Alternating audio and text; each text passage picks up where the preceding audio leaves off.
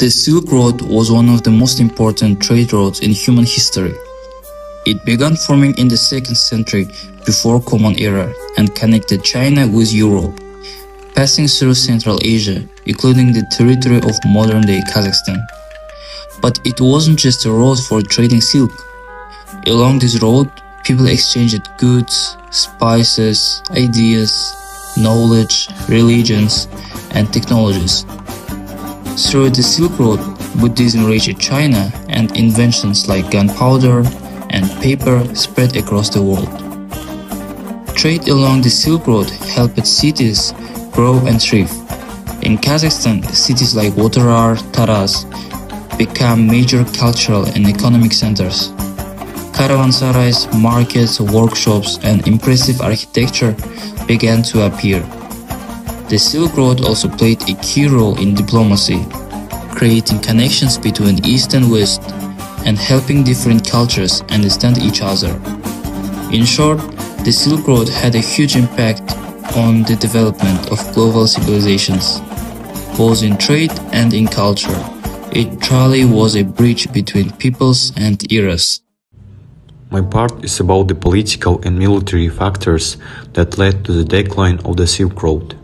During the peak of the Mongol Empire, especially under Genghis Khan, and in the period known as Pax Mongolica, the Silk Road was very stable.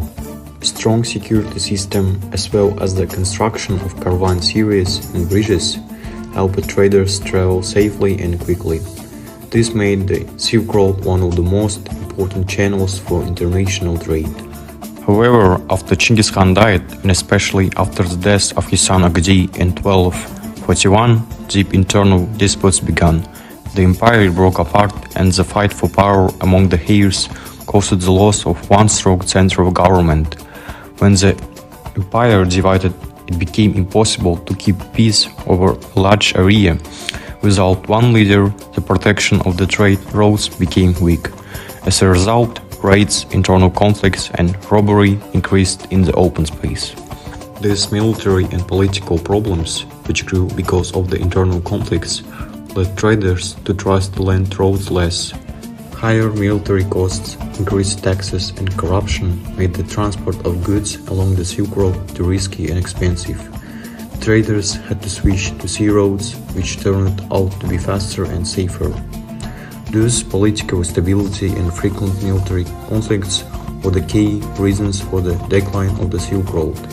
This had a long-lasting effect on the development of regions along this ancient road. Decline of the Silk Road was caused by the rise of the sea trade between Europe and Asia.